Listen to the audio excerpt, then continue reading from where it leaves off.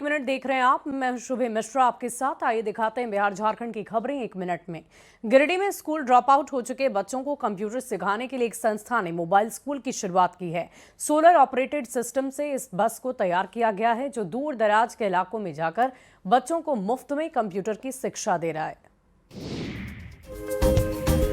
झारखंड के दूर दराज इलाके के कई बच्चे खराब आर्थिक स्थिति की वजह से बीच में ही पढ़ाई छोड़ देते हैं। ऐसे ही बच्चों के लिए एक संस्था ने मोबाइल स्कूल अभियान चलाया है, जिसके तहत एक सोलर सिस्टम ऑपरेटेड बस को तैयार किया गया है, जिसमें कई कंप्यूटर उपलब्ध हैं। जिस तरह से मोबाइल हॉस्पिटल और मोबाइल लाइब्रेरी काम करती है, उसी तरह से इसे मोबाइल स्कूल नाम दिया गया। इसमें स्कूल ड्रॉप आउट बच्चे तो शिक्षा ले ही रहे हैं, साथ ही शादीशुदा महिला भी कंप्यूटर की शिक्षा ले रही है, जो उनके पढ़ने के जुनून को बताता है। ये मोबाइल स्कूल गिरिडीह के दूर दराज इलाके में जाकर बच्चों को मुफ्त में कंप्यूटर की शिक्षा दे रहा है। मोबाइल स्कूल बनाने के पीछे मकसद है उन बच्चों को कंप्यूटर की शिक्षा देना जो किसी वजह से स्कूल नहीं जा पाते हैं। वहीं इस पहल से बच्चे काफी खुश दिख रहे हैं और उत्साहित होकर कंप्यूटर चलाना सीख रहे हैं। संस्था का कहना है कि सुविधाएं बढ़ाने पर मोबाइल स्कूल बसों की संख्या भी बढ़ाई जाएगी।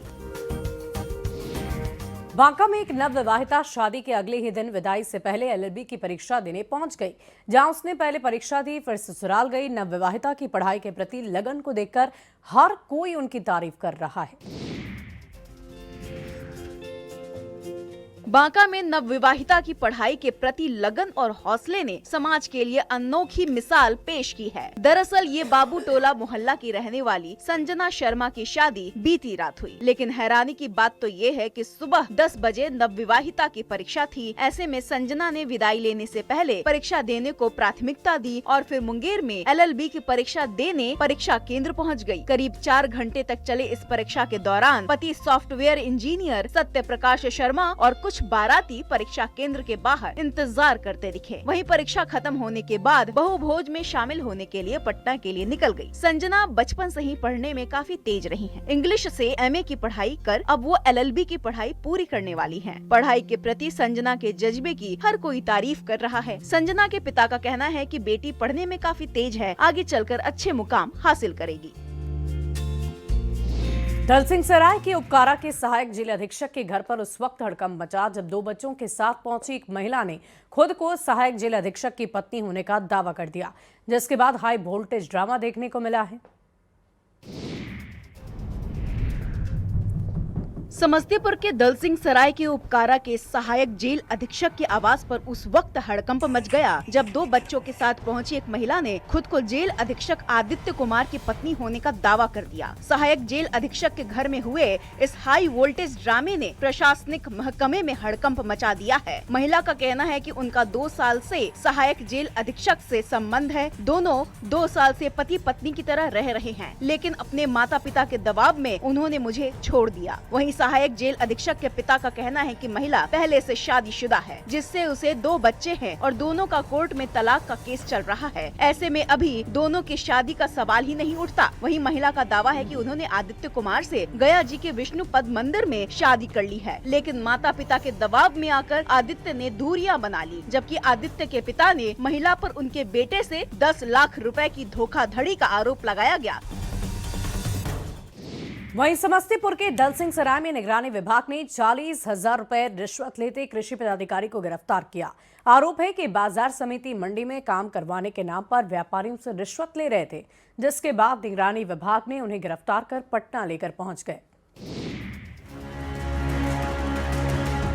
समस्तीपुर के दलसिंह सराय में निगरानी विभाग ने अनुमंडल कृषि पदाधिकारी राकेश कुमार को 40,000 रुपए रिश्वत लेते रंगे हाथों गिरफ्तार कर लिया है। उनके साथ कार्यालय के एक लिपिक ललन कुमार को भी गिरफ्तार किया गया। इन दोनों को गिरफ्तार कर निगरानी विभाग पटना गई। जानकारी के मुताबिक अनुमंडल कृषि पदाधिकारी राकेश कुमार और कार्यालय के लिपिक ललन कुमार के ऊपर आरोप है कि बाजार समिति स्थित सब्जी मंडी में अवैध निर्माण के बदले रिश्वत की डिमांड की थी। इनकी शिकायत मिलने के बाद निगरानी विभाग की टीम के द्वारा मामले का सत्यापन किया गया और फिर ये कार्रवाई की गई। दरअसल इस मामले की शिकायत दलसिंह सराय थाना क्षेत्र के रहने वाले प्रमोद सिंह ने की थी। उन्होंने आरोप लगाया था कि बाजार समिति सब्जी मंडी स्थित उनके और अन्य दुकानदारों से 40,000 रुपए प्रति दुकानदार रिश्वत की डिमांड की जा रही है और रिश्वत नहीं देने पर काम रोक देने की धमकी दी गई थी।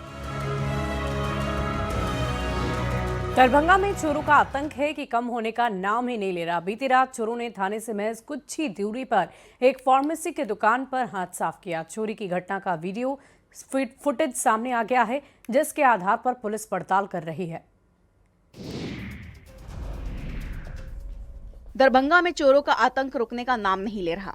चोरों ने लहरिया सराय थाने में महज कुछ ही दूरी पर स्थित सिंह फार्मेसी से 1 लाख रुपए नकद और 6 लाख की दवाइयां लेकर फरार हो गए। हैरानी की बात तो यह है कि सिंह फार्मेसी के थाने से महज कुछ ही दूरी पर था, लेकिन चोरों के हौसले कितने बुलंद है कि उन्होंने बिना पुलिस की परवाह किए चोरी की इतनी बड़ी वारदात को अंजाम देकर फरार हो गए। वहीं चोरी की घटना सीसीटीवी कैमरे में कैद हो गई, जिसके आधार पर पुलिस अब आरोपियों की तलाश में जुट गई है। वहीं दुकान की मालकिन वीना सिंह ने पुलिस पर भी लापरवाही का आरोप लगाया है। उन्होंने कहा कि अगर थाने के पास के दुकानों में चोरी हो रही है तो इससे समझा जा सकता है कि चोरों में पुलिस का कितना खौफ है। उनका कहना है कि अगर पुलिस सही से गश्ती कर रही होती तो चोरी नहीं होती। चोरी का पता तब चला जब सुबह दुकान खोलने पहुंची पीड़ित ने प्रशासन से आरोपियों की जल्द से जल्द गिरफ्तारी की मांग की है। बेगूसराय में अवैध अतिक्रमण हटाने पहुंची पुलिस और स्थानीय लोगों में जमकर झड़प हुई, जिसके बाद बड़ी संख्या में पुलिस बल की मौजूदगी में अवैध निर्माण को बुलडोजर से ध्वस्त किया गया। स्थानीय लोगों पर कार्रवाई के दौरान पुलिस पर पत्थर चलाने के आरोप भी लग रहे हैं। बेगूसराय में लोहिया नगर ओवरब्रिज के पास चल रहे अतिक्रमण हटाओ अभियान के दौरान हालात अचानक बिगड़ गए। जिला प्रशासन और नगर निगम की टीम जब अवैध निर्माण को हटाने में जुटी थी, तभी स्थानीय लोगों का गुस्सा फूट पड़ा और उन्होंने प्रशासनिक टीम पर पथराव कर दिया। पथराव होते ही मौके पर अफरा तफरी मच गई। स्थिति नियंत्रण से बाहर होते देख पुलिस ने मोर्चा संभाला और भीड़ को तितर बितर करने के लिए लाठी चार्ज किया, जिसमें कई लोगों को चोट आने की बात कही जा रही है। दरअसल जिला प्रशासन और नगर निगम अवैध दुकानों और घरों को तोड़ने में जुटा था। इस दौरान कई परिवार अपने घर और दुकान बचाने की कोशिश करते दिखे, लेकिन प्रशासन ने स्पष्ट कह दिया कि ये क्षेत्र पूरी तरह से अवैध कब्जे में था और यहाँ अक्सर जाम की समस्या बनी रहती थी। नगर आयुक्त ने कहा कि ये कार्रवाई आवश्यक थी ताकि सड़क को जाम से मुक्त कराया जा सके। वहीं पुलिस ने लाठी चार्ज से इनकार करते हुए कहा कि फिलहाल स्थिति नियंत्रण में है। वहीं सासाराम से एक बड़ी खबर आ रही है। रिहायशी इलाके में तेंदुआ पहुंच गया, एक ग्रामीण को घायल भी कर दिया। तेंदुए को देखने के लिए सैकड़ों की संख्या में लोगों की भीड़ जुट गई। वन विभाग की टीम मौके पर पहुंची। कोचस में ये तेंदुआ घूम रहा है। ये बड़ी खबर आपको इस वक्त की बता रहे हैं सासाराम से, जहां रिहायशी इलाके में तेंदुआ पहुंचा, एक ग्रामीण को घायल किया है। और इस पूरी खबर के लिए जानकारी के साथ संवाददाता अजीत हमारे साथ फोन लाइन पर है। अजीत, क्या जानकारी है? क्योंकि रिहायशी इलाके में तेंदुआ घुसा है और उसके बाद लोग जो है काफी संख्या में इसे देखने के लिए पहुंच गए हैं, जिसके बाद तेंदुआ काफी घबरा गया है और इधर उधर भाग रहा है। आप जो ये तस्वीर है ये तेंदुआ की है और सवाल उठता है कि आखिर तेंदुआ इस मैदानी इलाके में कहां से आ गया, क्योंकि कैमूर पहाड़ी की जंगल जो है यहाँ से 60-70 किलोमीटर दूर है। लेकिन वन विभाग की टीम पहुंची है और उसको पकड़ने की जो कवायद है वो शुरू हो गई है। लेकिन फिलहाल तेंदुआ ने 2 युवकों को घायल भी कर दिया है जो वहाँ देखने के लिए पहुंचे थे। एक मनीष चौबे है, रोजवलिया का रहने वाला है युवक, उसे अस्पताल भी पहुंचाया गया है। एक अन्य युवक को भी खरोच आई है, तो उसका आकार बड़ा है और कुछ लोग उसे चीता भी बता रहे हैं, तो उछल कूद मचा रहा है। एक घर में भी घुसने की भी ये कोशिश की है। तो वन विभाग की टीम अपनी कवायद में लग गई है और जैसे जैसे शाम ढल रही है लोगों की चिंता बढ़ रही है और वन विभाग ने ये निर्देश दिया है कि बच्चे, बुजुर्ग और अपने मवेशियों को लोग बचा के रखें, क्योंकि खतरा बढ़ सकता है। क्योंकि धीरे धीरे बहुत शुक्रिया अजीत हमारे साथ जुड़ने के लिए, तमाम जानकारी के लिए। बदलते मौसम और बढ़ती ठंड की वजह से आरा सदर अस्पताल में मरीजों की संख्या बढ़ चुकी है। आने वाले मरीजों में सबसे ज्यादा छोटे बच्चों की संख्या है, जो ठंड की वजह से लगातार बीमार पड़ रहे हैं। डॉक्टर ने लोगों से बच्चों को ठंड से बचाने की अपील की है। बदलते मौसम और बढ़ती ठंड ने एक तरफ जहां लोगों को घरों में कैद कर दिया है, वहीं दूसरी तरफ मौसम का असर बच्चों पर सबसे ज्यादा पड़ता नजर आ रहा है। बदले मौसम और ठंड की वजह से बच्चे बीमार पड़ रहे हैं। आरा के सदर अस्पताल में बदलते मौसम से बीमार होने वाले मरीजों की संख्या बढ़ गई है। यहां आने वाले मरीजों में सबसे ज्यादा संख्या छोटे बच्चों की है, जो वायरल फीवर समेत कई बीमारियों की चपेट में आ रहे हैं। डॉक्टरों का कहना है कि इस मौसम में बच्चों को सुरक्षित रखना सबसे ज्यादा जरूरी है। संक्रमण के कारण बच्चे बीमारी की चपेट में आते हैं। शिशु रोग विशेषज्ञ का कहना है कि बढ़ते ठंड और मौसम में बदलाव के कारण सबसे ज्यादा बच्चे इससे प्रभावित हो रहे हैं। उनमें वायरल फीवर से लेकर कई बीमारियों का खतरा बना रहता है और इसीलिए ठंड में बच्चों को साफ सुथरा रखने के साथ साथ ठंड से बचाव के लिए पूरी तरह से गर्म कपड़ों से ढककर रखना अनिवार्य है, ताकि वो किसी बीमारी की चपेट में न आए। वहीं जमुई में एक बार फिर बेखौफ चोरों का तांडव देखने को मिला, जहां एक मोबाइल की दुकान से 7 लाख रुपए की चोरी कर ली गई। हैरानी की बात यह है कि इस जगह चोरी हुई वहां दुकान थाने से महज 20 मीटर की दूरी पर है। जमुई में चोरी की वारदात रुकने का नाम नहीं ले रही। लगातार होती चोरी की घटना ने व्यापारियों में डर का माहौल बना दिया है। ताजा घटना जमुई के नगर थाना क्षेत्र से आया है, जहां बेखौफ बदमाशों ने एक मोबाइल दुकान से 7 लाख रुपए के मोबाइल की चोरी कर फरार हो गए। हैरानी की बात है कि जिस दुकान से चोरी हुई वो दुकान थाने से महज 20 मीटर की दूरी पर बताया जा रहा है। ये तो बहुत ही निंदनीय घटना है। अभी 1 महीना पहले ठीक 31 अक्टूबर को भी चोरी हुई थी मोबाइल की दुकान में, ठीक 30 से 40 मीटर की दूरी पर। हमने प्रशासन को भी इन्फॉर्म किया था, वो आए थे, चेक किए थे, अभी तक उसका उद्भेदन भी नहीं हुआ और ये दूसरी घटना घट गई थाने गेट के ठीक सामने।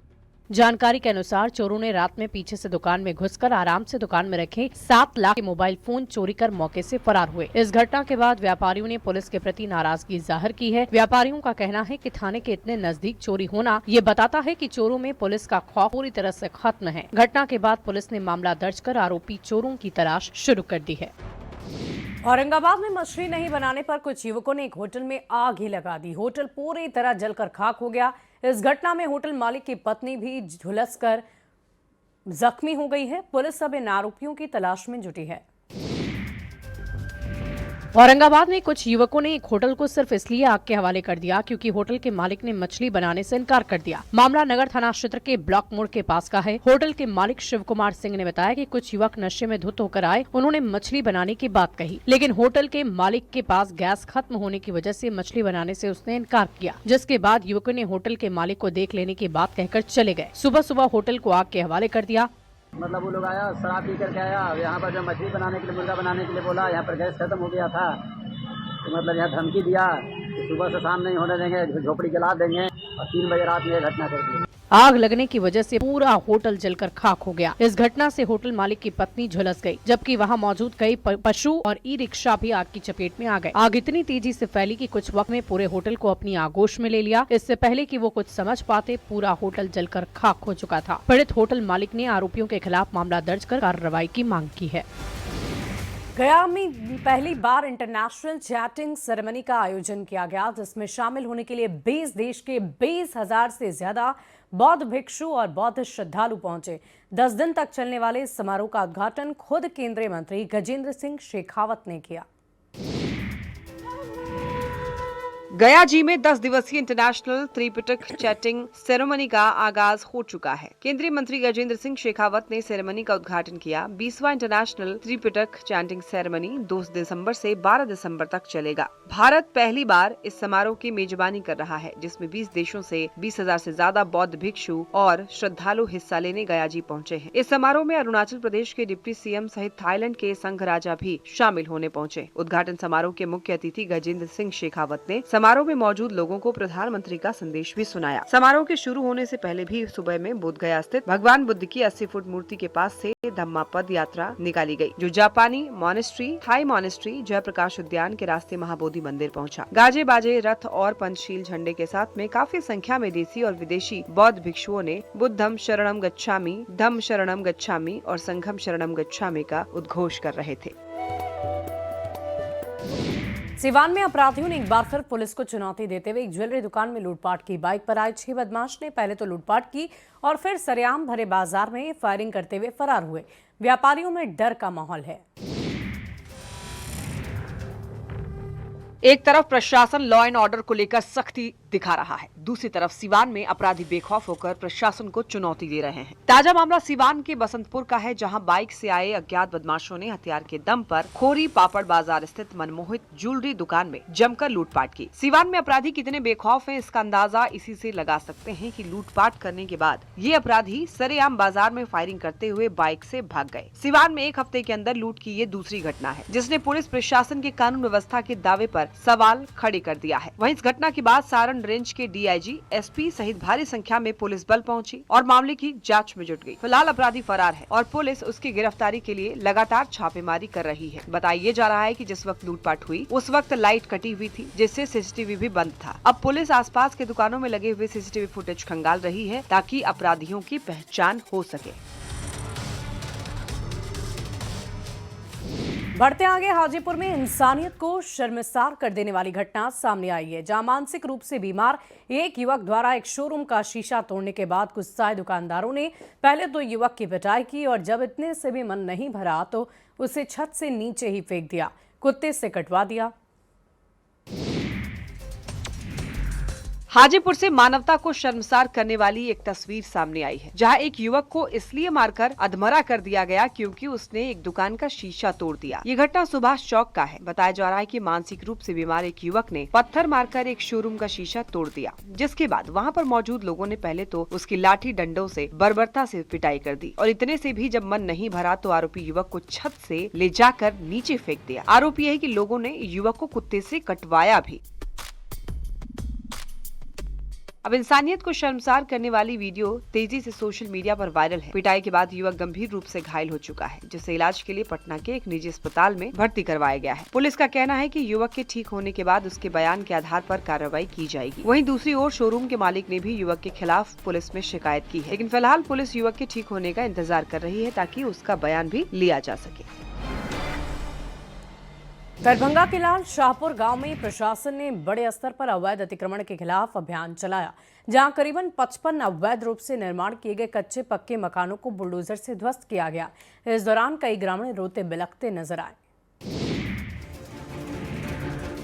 दरभंगा के बहादुरपुर प्रखंड के सिमरा निहालपुर पंचायत स्थित लाल शाहपुर गांव में मंगलवार को प्रशासन द्वारा बड़े पैमाने पर अतिक्रमण हटाने की कार्रवाई की गई। हाई कोर्ट के निर्देश के बाद लगभग 55 से ज्यादा घरों पर बुलडोजर चला, जिससे गांव में हड़कंप मच गया। प्रशासन ने बुलडोजर चलाकर अवैध रूप से बनाए गए कच्चे और पक्के मकानों को पूरी तरीके से ध्वस्त कर दिया। इस दौरान भारी संख्या में पुलिस बल भी मौजूद रहा।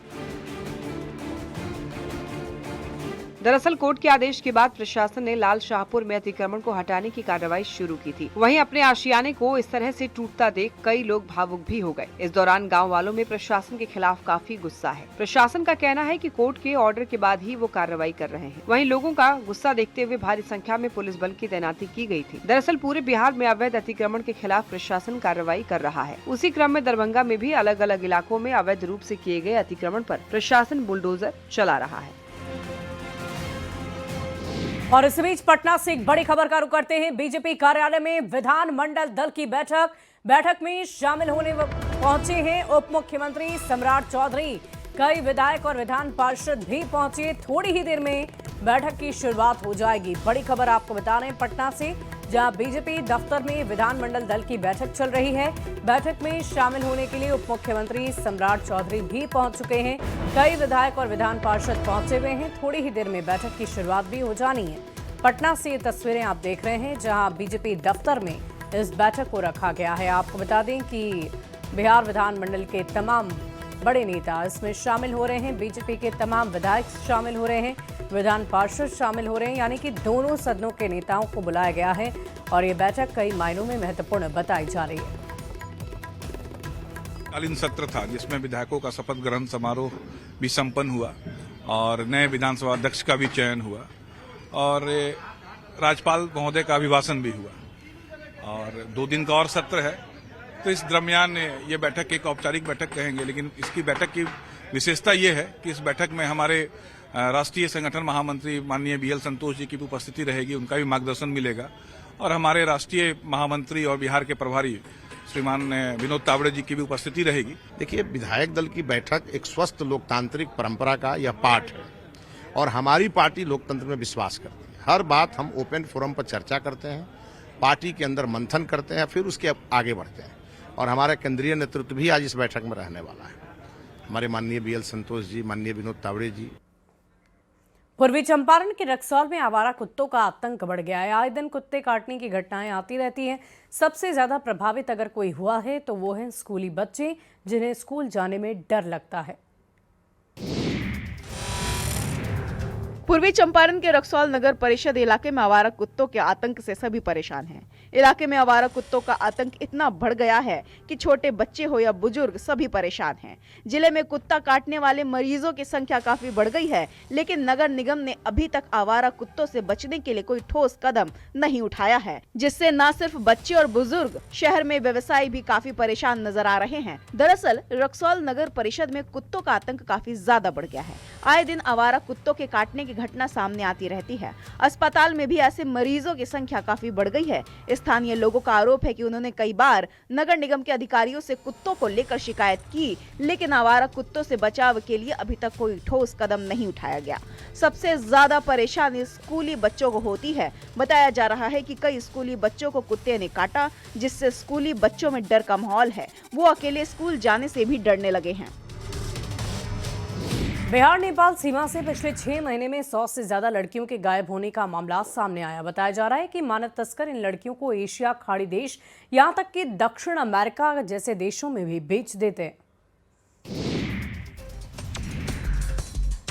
बिहार नेपाल के सीमावर्ती जिलों से पिछले 6 महीने में 100 से ज्यादा लड़कियों के गायब होने का मामला अब मानवाधिकार आयोग तक पहुंच गया है। मामले में मुजफ्फरपुर के रहने वाले मानवाधिकार मामलों के अधिवक्ता SK झा ने राष्ट्रीय मानवाधिकार आयोग और बिहार राज्य मानवाधिकार आयोग में 2 अलग अलग याचिका दायर की है। उन्होंने बताया कि अपने देश के अलावा नेपाल, चीन, ब्राजील, सऊदी अरब में बेटियों को बेचा जा रहा है। मोतिहारी से सटे भारत नेपाल बॉर्डर वाले क्षेत्रों में इस प्रकार की घटना को अंजाम देने वाले तस्कर काफी संख्या में सक्रिय हैं। अधिवक्ता SK झा ने कहा कि नशा कारोबारियों द्वारा लड़कियों का इस्तेमाल नशीले पदार्थ की तस्करी में किया जाता है। इसके अलावा भारत के जम्मू कश्मीर, पुडुचेरी, चीन, सऊदी अरब, दुबई समेत गल्फ कंट्री, अर्जेंटीना जैसे देशों में शादी कराकर बच्चा पैदा करने, जनरेशन चेंज कराने, बच्चे के दूध को पिलाने और देह व्यापार जैसे काम के लिए लड़कियों को फंसाकर विदेश भेज दिया जाता है।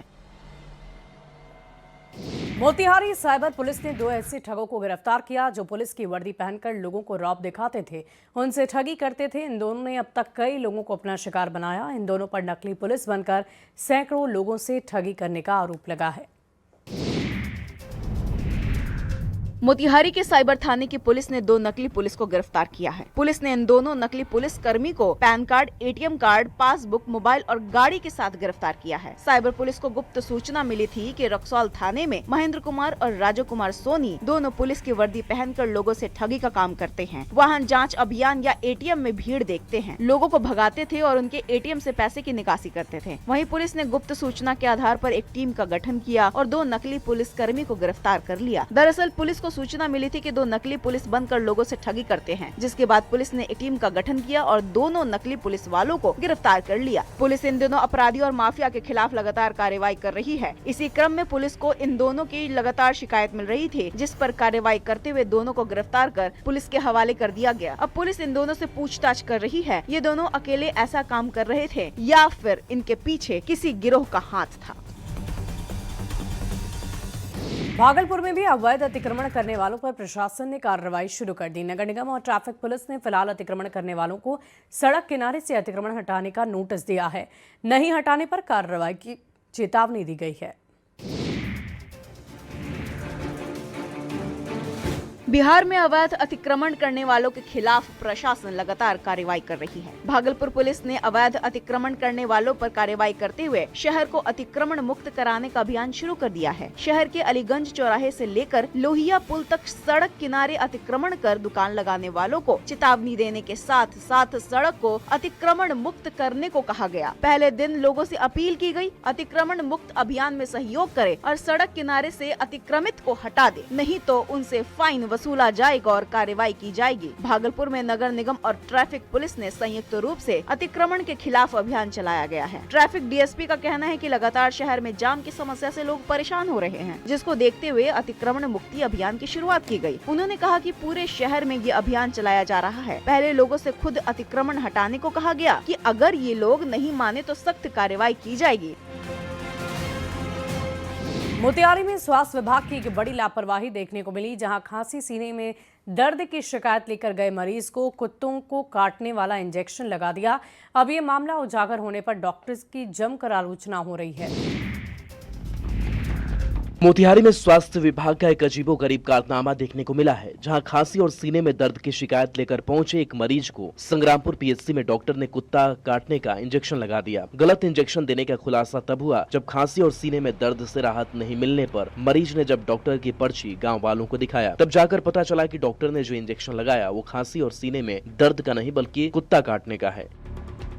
भूख नहीं खा लागत, बस इतना ही हम कहनी। ओकरा बाद दवा लिख ले, पुर्जा बुर्जा ले, कुकुर के सुई पड़ गई। फिर एगो 1 तारीख के भइल, तब वो अधिकारियों लोग काले हॉस्पिटल के कहलक कुकुर के सुई लोग दे देले। वहीं जब इस मामले में संग्रामपुर पीएचसी के प्रभारी का कहना है कि अस्पताल के किसी कर्मचारी ने साजिश के तहत यह हरकत की है, जबकि मरीज का कहना है कि उसने डॉक्टर को बताया था कि उसे खांसी और सीने में दर्द है, बावजूद इसके उसे गलत इंजेक्शन दिया गया। वहीं जिला स्वास्थ्य विभाग के अपर चिकित्सा पदाधिकारी SN सत्यार्थी ने कहा कि उन्होंने मामले की जाँच के लिए 4 सदस्यीय टीम का गठन कर दिया है, जो मामले की जाँच करेगी।